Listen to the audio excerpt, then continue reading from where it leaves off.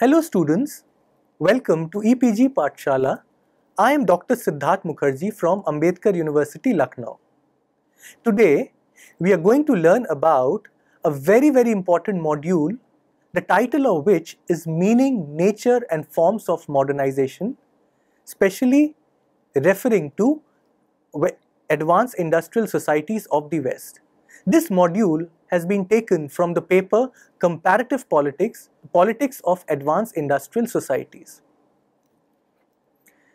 Now I would make certain introductory remarks. I would mainly mention 4 important points in the introductory part. In the first point, I would mainly talk about the historical emergence of modernization. Students, modernization mainly emerged during Renaissance period. During Renaissance, the reason and rationality in public life was something that was being highlighted.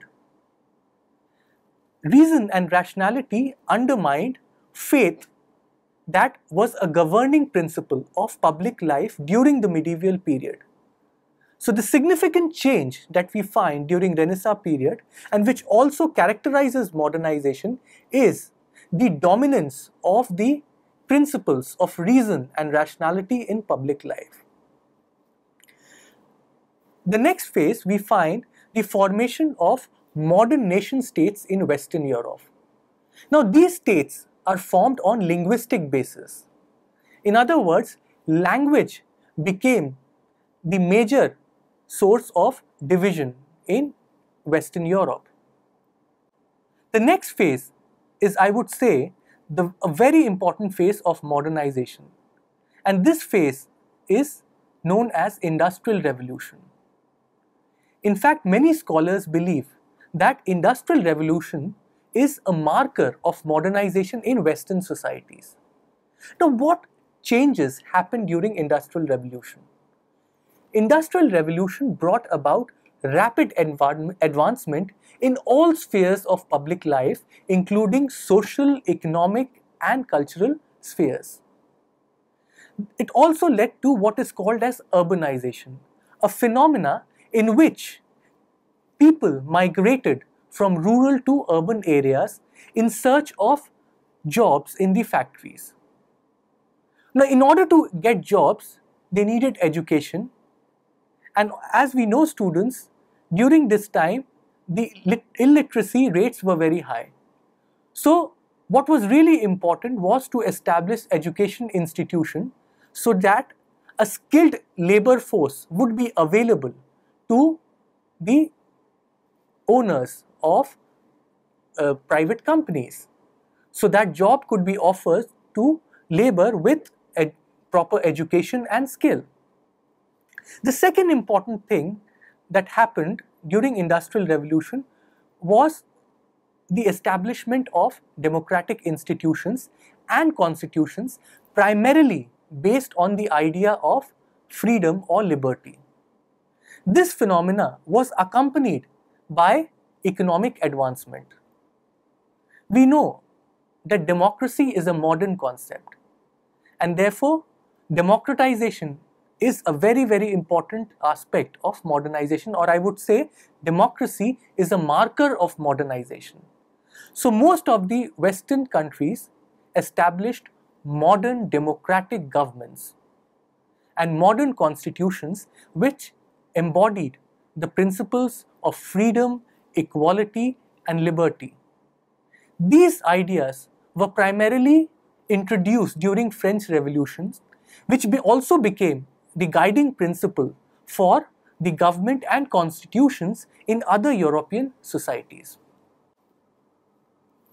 Now students, I would highlight the main objectives of this module. I would primarily mention 3 important points. The first is that in this module we are going to look at the meaning of modernization. In order to understand the meaning of modernization, I would be referring to some of the very important definitions given by scholars of comparative politics. The second important aspect that we are going to study in this module is the nature of modernization.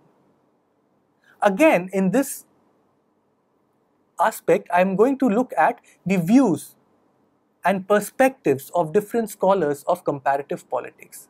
And the third thing that we are going to learn about is the forms of modernization. There are primarily three forms of modernization: political modernity, economic modernity, and socio-cultural modernity. What we are going to do, students, is to learn each of these forms of modernity. Students, let me first talk about the meaning of modernization. And in order to understand the meaning of modernization, I would refer to some of the very, very important definitions of modernization given by some of the prominent scholars of comparative politics and political sociology. The first definition, and which is very important to understand modernization, is given by Anthony Giddens.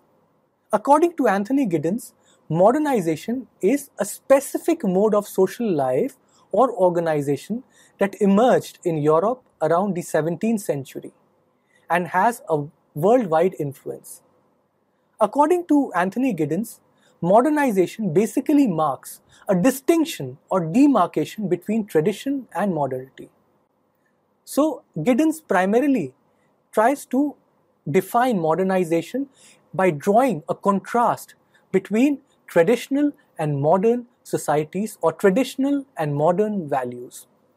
Let me talk about the second important definition given by another very important scholar of comparative modernization named Cyril Black. Cyril Black basically defines modernization at the socio-psychological level by stating that modernity results from expansion of man's knowledge and ability to control the environment and promote and establish new institutions to cope up with modernity. So according to Black, modernity is more about the ability of man to cope up with the advancements of modern societies. It also implies the capability of institutions to cope up with the fast-changing values of a modern society. Now let me give you the views of David Apter, who is again a very, very well-known scholar of comparative modernization. For David Apter, there are three important conditions of modernization. The first is the ability of social systems to innovate and adopt new practices required for modern ways of life. Second, differentiated and flexible social structures free of prejudices and biases. Students, let me explain this second point a little bit. David Apter basically tries to emphasize the establishment of institutions and structures that have specific roles to perform. So there is structural differentiation, in that sense becomes a characteristic feature of modern institutions.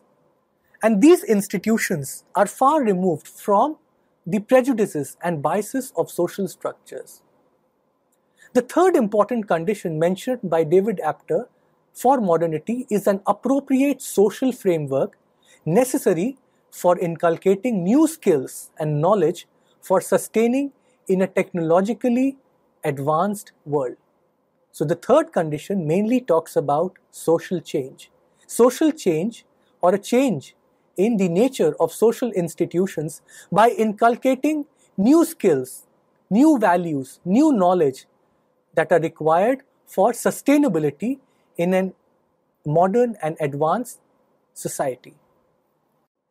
Now let me give you another very important viewpoint about modernization by a scholar who is very well known in the field of comparative politics called Lucien Pai. Lucien Pai defines political modernization as development syndrome with 4 characteristics. In other words, Lucien Pai defines modernization or political modernization. So his emphasis is on political modernization, and he mentions the following features of political modernization. The first feature of political modernization according to Lucian Pye, is equal opportunity for participation in politics and government formation. It implies that every citizen, irrespective of his caste, class, gender, ethnicity, race, language, is equally entitled to participate in politics and decision-making process of the government. The second important meaning or characteristic feature of political modernization is the capacity and ability of political system and its institutions to formulate public policies and implement them. The third important feature is differentiation of structures and functions, but not overall integration. Let me explain this third point. The third point that Lucian Pye mentioned is about structural differentiation. That modern political systems must create structures which must be entrusted with specific functions. But Lucian Pye also cautions about overall integration. The fourth important point of political modernity is secularization of political process. It implies that politics must be free of parochial or ethnic values. Modern politics must be based on democratic values. Modern politics must be based on dynamism, participation, rationality, and must be far removed from the parochialism of traditional societies. To give one example, secularization would mean a separation of religion and politics. It means that religion is a matter of personal sphere of the individual and must be excluded from politics.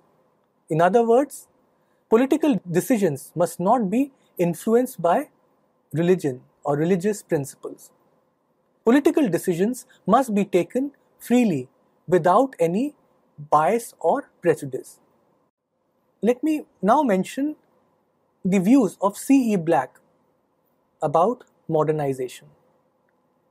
For C.E. Black, there are four important assumptions for modernization. The first is development of capacities or capabilities by the modern political and social institutions.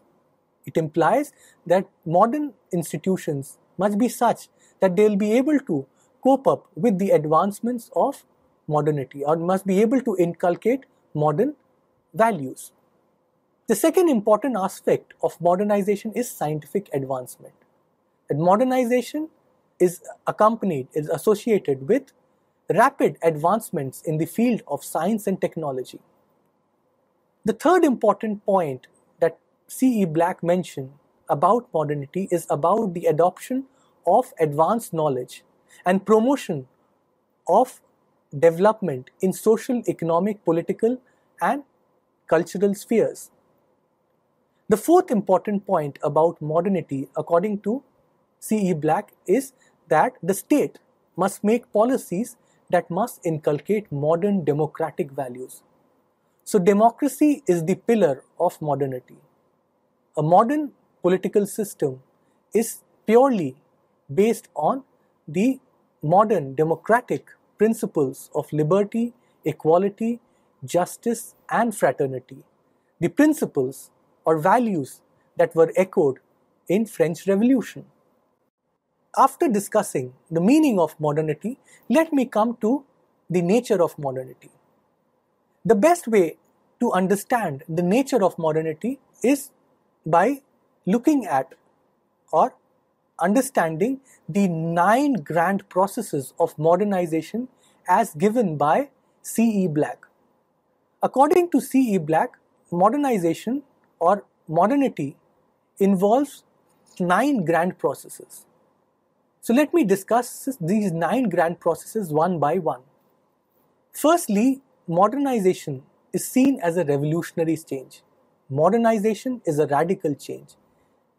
It implies that modernity is a complete break from the past. It marks a complete departure from the traditional values. The second important point about modernization is a systematic process. The third important point is that modernization involves multifaceted changes. In other words, modernization involves change or transformation in multiple spheres of public life, including social, political, cultural, and economic. Modernization is a global process. For instance, modernization began in Europe, but then it started spreading over to the rest of the world. Modernization began with Renaissance and later Industrial Revolution in some of the Western countries, and then it became a phenomena in other societies. Modernization is a phased process. In other words, modernization happens in a step-by-step manner. It moves across different stages. So we must understand modernization in a stage-wise fashion. Modernization is a lengthy process. It's a long-drawn process. Modernization has a tendency to homogenize. In other words, modernization tries to establish cultural homogeneity in heterogeneous or multicultural societies by promoting certain universal values of liberalism like equality, liberty, justice, and fraternity. Modernity is irreversible. Once it starts, it cannot be reversed. And related to this is the last feature of modernization, which is that modernization is progressive. It is not regressive. The nature of modernization or modernity has also been understood by a political sociologist, Anthony Giddens.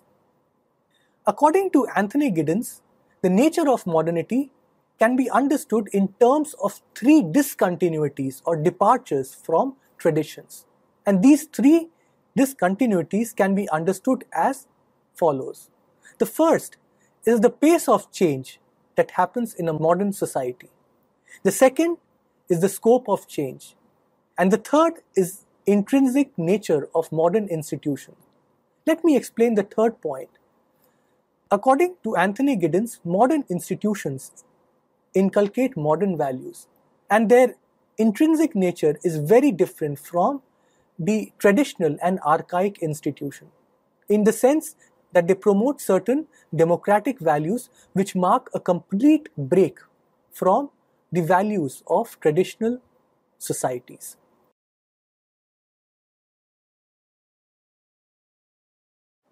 Now, students, we are going to learn about different forms of modernity. And in this, we would first try to understand economic modernity.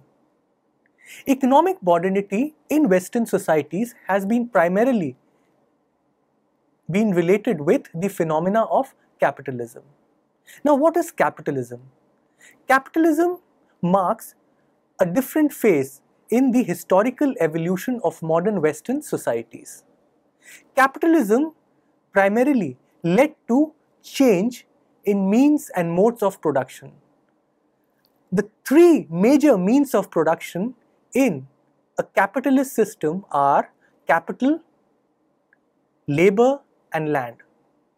Capitalism was associated with three important phenomena. The first is industrialization, the second is urbanization, and the third is technological advancement. Let me explain a little bit about these three phenomena that are associated with capitalism. The first is industrialization. Industrialization is something that was undertaken in a very rigorous manner in Western societies. The phenomena, as we all know, began in Britain, and then it started in other Western societies. In industrialization, new factories or manufacturing units were established in different Western societies. Industrialization required a skilled labor force, as a result of which another phenomena happened, which we call as urbanization. Urbanization meant migration of people from rural to urban areas in search of jobs in the newly established factories and manufacturing units. But new industries also require technology. So, industrialization was accompanied by a third phenomena which we call as technological advancement. New inventions and discoveries happened during this period, and this period witnessed rapid advancements in different spheres of science and technology. The second important point that I'm going to discuss about economic modernity is W. Rustow's explanation of 5 stages of economic growth in modern societies. W. Rustow, as we all know, is a very popular economist who tried to understand the phases of economic growth in West European societies.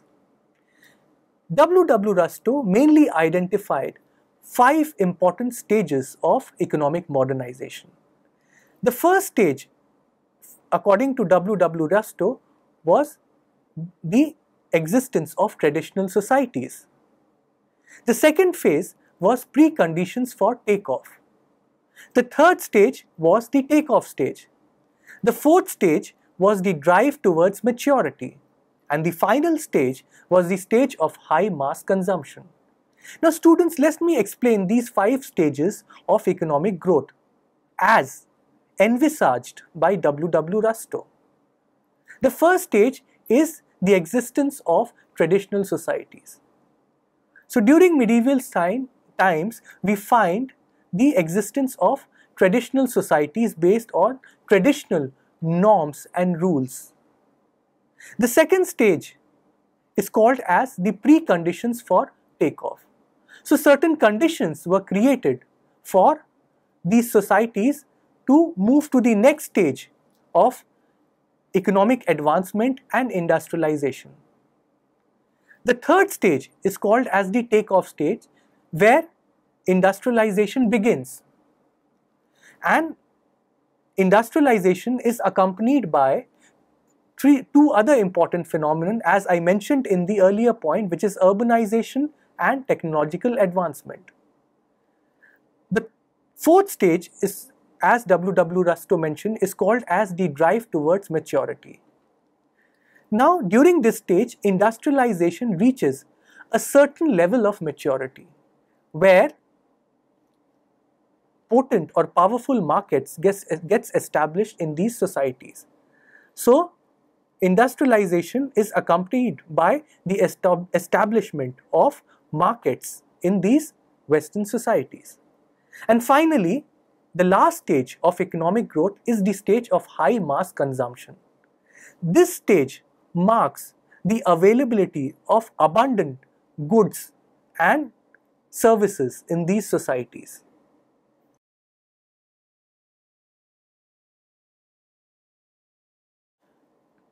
Now let me explain economic modernity in a more detailed manner. In order to do this, I would mention the views of a very important scholar of comparative politics, Samuel Huntington. Samuel Huntington tries to understand economic modernity by drawing a contrast between traditional agrarian societies and modern industrial societies.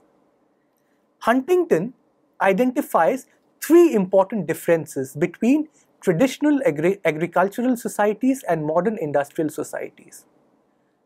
The first point of difference is that in agricultural societies, there was a predomination of ascriptive and particularistic identities.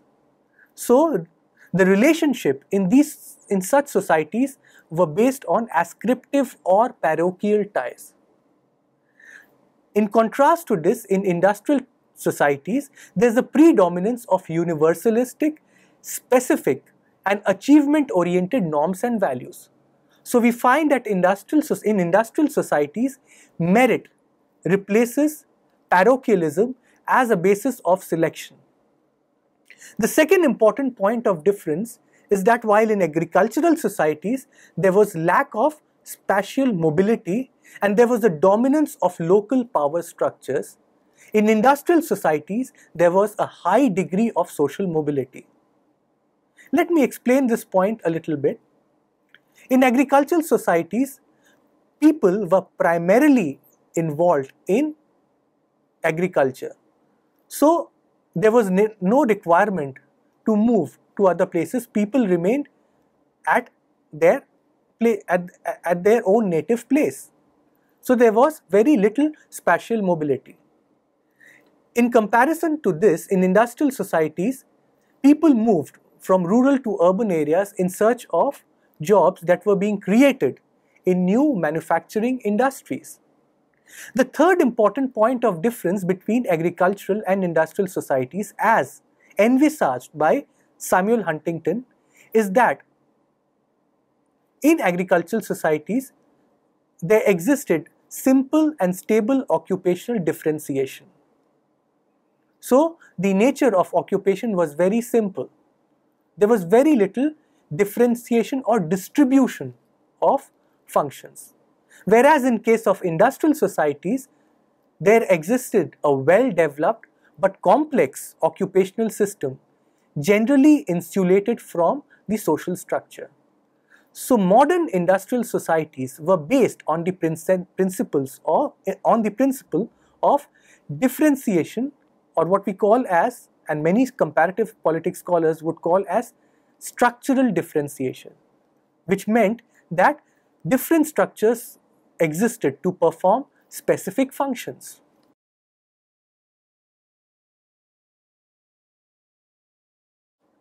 Now, explaining the concept of economic modernity further, I would mention the views of two very prominent economists of classical economic theory, Adam Smith and David Ricardo.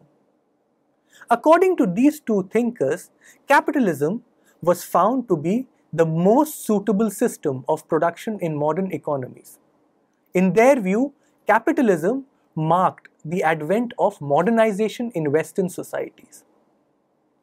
Now, these scholars derived the philosophical justification for capitalism from the doctrine of laissez-faire individualism, a concept that gave primacy to the principle of freedom and liberty.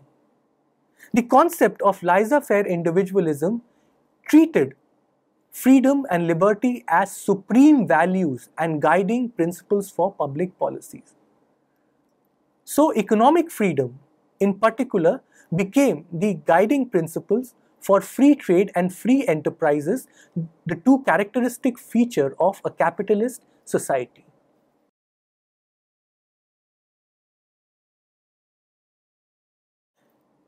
Economic modernity finally culminated in the formation of welfare state, more successfully found in Scandinavian countries that witnessed powerful labor movements and formation of social democrat parties. Now, why did these welfare states come up? It was found that capitalism, which was established full-fledgedly after the formation of modern nation states in Western Europe, had led to economic inequalities in Western societies. And this phenomena was something that was observed by many scholars. Economic inequalities were rampant, and trade union became very active in demanding the rights of the labor class.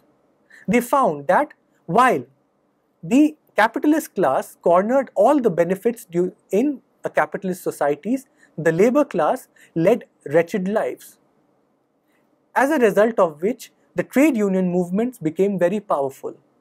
There was a fear amongst capitalist governments that if the situation is not handled, then Marxism may emerge in Western societies. As a result of which they found a middle ground to sort of reconcile with the demands of the labor class, in response to which they established the welfare state, a state which gave certain amount of benefits to the disadvantaged sections of the societies through progressive taxation. Now, welfare state therefore marked a very important phase of economic modernity, where the state became interventionist in nature, in the sense that it taxed the rich to provide social security to the disadvantaged sections of the society. For example, benefits were given to marginalized groups like the senior citizens, the women, the children, and the physically handicapped. Now, let me tell you, students, about a second form of modernity, which is political modernity, and which is a very important subject of concern and study for comparative politics scholars, because as students of politics, we are primarily concerned with the study of modernity in the political sphere. To understand political modernity, let me give you the viewpoint of a comparative politics scholar who has dealt extensively with the subject of modernization, Ralph Dahrendorf. According to Dahrendorf, modernization is necessary for democracy, mainly for extending citizenship rights. So modernization is a process which is closely associated with democratization. And this is again associated with the extension of citizenship rights, mainly civil and political rights, to those groups or communities which were excluded from these rights and entitlements, like women, peasants, or factory laborers. The path to political modernity has, however, been inconsistent across Europe. For example, in Britain, the path of political modernization has been peaceful and incremental, whereas in case of France, the establishment of modern political institutions has followed a very turbulent path. In France, political modernization became highly turbulent because of constant alteration of or frequent alteration of republics. Political modernity in advanced capitalist countries has assumed mainly two distinct institutional forms, presidential and parliamentary system. And the perfect embodiment of these two of presidential system is United States, and the paragon of parliamentary system is Britain. So the presidential system that was established in United States was followed by countries that intended to establish presidential system. So they saw US as their role model. Whereas those countries which tried to establish parliamentary system mainly emulated Britain. And probably because of this reason, Britain is often referred to as the mother of all parliaments. Now I would specifically refer to the path of political modernization in Britain. As I've mentioned earlier, political modernization in Britain is closely associated with the process of democratization as any other country. And the process of democratization mainly involved two changes. One is the transfer of power to democratic bodies, and number two, the extension of voting rights or enfranchisement of those groups that were excluded from the voting rights. The process of democratization is mainly traced to Magna Carta and Glorious Revolution in Britain. These two transformations or these two changes that happened mainly involved transfer of power to the parliament. Earlier, the power was concentrated in the office of monarch. Magna Carta and Glorious Revolution led to a transfer of power to the parliament, in the sense that parliament became sovereign. The principle of parliamentary sovereignty came to be established by Britain. The second important aspect of modernization and democratization in Britain was the extension of voting rights to workers, peasants, and women. And as I have mentioned earlier, the process took a long time. These groups had to struggle for their voting rights, and it took a long time for the government to provide voting rights to these communities. The two parliamentary acts that have been very significant in democratizing or modernizing the British political systems are the Parliamentary Acts of 1911 and 1949. These two acts are mainly known for transferring the authority to the House of Commons in financial matters. As we know that House of Commons consists of members who are direct representatives of people and is therefore a more democratic body than House of Lords, which mainly represents the aristocratic class. So democratization in Britain required the transfer of power from House of Lords to the House of Commons, the body which truly represented the people. In 1997, the government also took important steps to abolish hereditary peerage in House of Lords. So this change curtailed one of the major powers of the House of Lords. And finally, in 2009, the government took very important steps to curtail the judicial powers of House of Lords. Let me now come to France. As I have mentioned earlier, France witnessed a lot of turbulence in establishing modern political institutions. So, the process of political modernization in France, democratization in France, has not been as smooth as it was in Britain. In France, we find that there's been an alteration between autocratic regimes and democratic governments since the Declaration of Rights of Man in 1789. So France has not had stable governments as it has altered between different republics. To begin with, Napoleon dictatorship established an autocratic or authoritarian regime in France.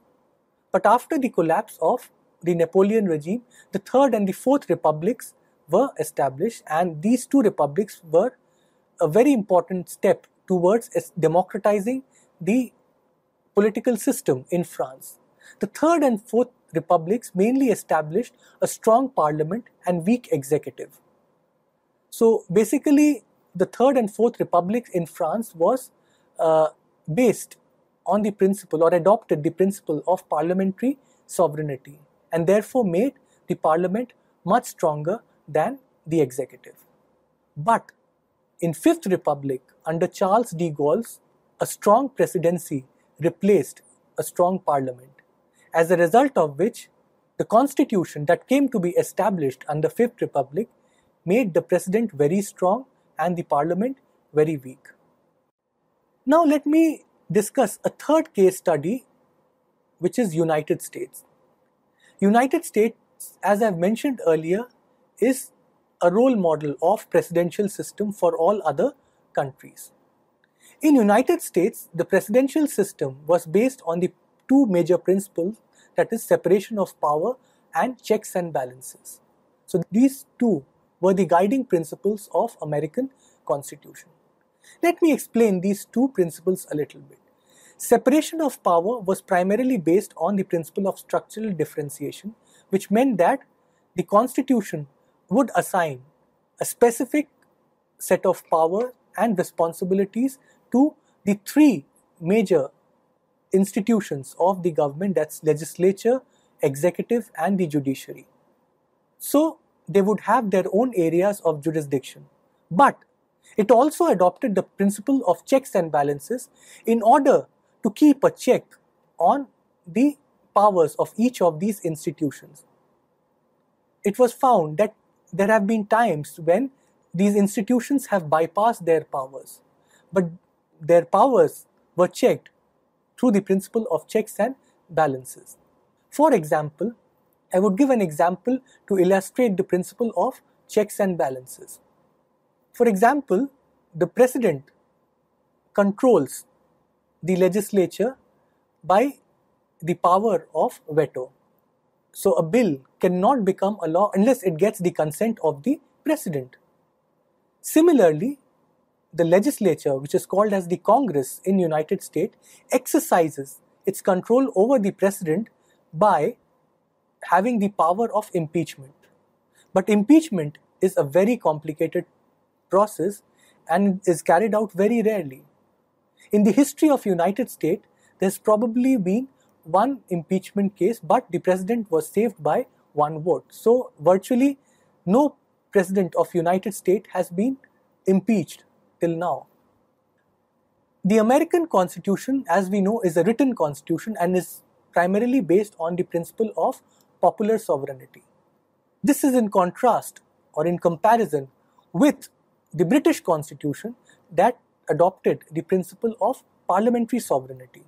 The model of modern political institution in United States, or the presidential system in United States, was something that many countries were attracted to, as a result of which the presidential system was adopted in countries like Canada, countries of Latin America, Sri Lanka, and many smaller nations in Southeast and East Asia, although with certain modification.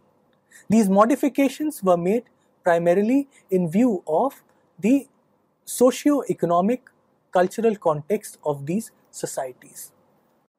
Let me come to the third important type of modernity, which is social and cultural modernity. Social and cultural modernity mainly implies modern ways of political socialization, where people tend to go beyond their ascriptive identities and recognize themselves as citizens. In other words, in modern societies, the identity of citizenship is beyond other kinds of identities, or is considered to be more important and salient than other kinds of social or parochial identities. So, people must first recognize themselves as citizens before recognizing themselves as being members of certain caste, clan, community, and so on and so forth. Gabriel Armand, a very well-known scholar of comparative politics and a scholar who gave, the theory of structural functionalism, well defines social and cultural modernity as secularization of culture. Secularization of culture implies that the political structures and political culture are reinforcing in stable political system, which he calls as cultural congruence. So, modern political culture is what defines secularization of culture, and modern political culture is based on democratic values. Modern political culture or secularization culture would imply a shift from traditional culture based on parochial norms and practices to a more modern, participatory, dynamic political culture, which is a characteristic feature of modern democratic societies. Now let me elaborate a little more on social and cultural modernity. Therefore, I would mention the viewpoint of Karl Deutsch, who has dealt extensively with this subject. Karl Deutsch advocates that social mobilization happens to a large number of people in areas which undergo modernization, where advanced non-traditional practices in culture, technology, and economic life are introduced and accepted on a considerable scale. So Karl Deutsch mainly tries to understand social and cultural modernity in terms of social mobilization, where people adopt modern values and try to inculcate values and practices in order to cope up with the advancements of modern societies, or with the technological advancement of modern social life. Social cultural modernity also involves qualitative changes in lifestyles that lead to changing political perceptions and behavior, and there is mass participation in politics. So social and cultural modernity also brings about changes in the political views, opinions, and perceptions of people. People start thinking differently when they are exposed to modern lifestyle.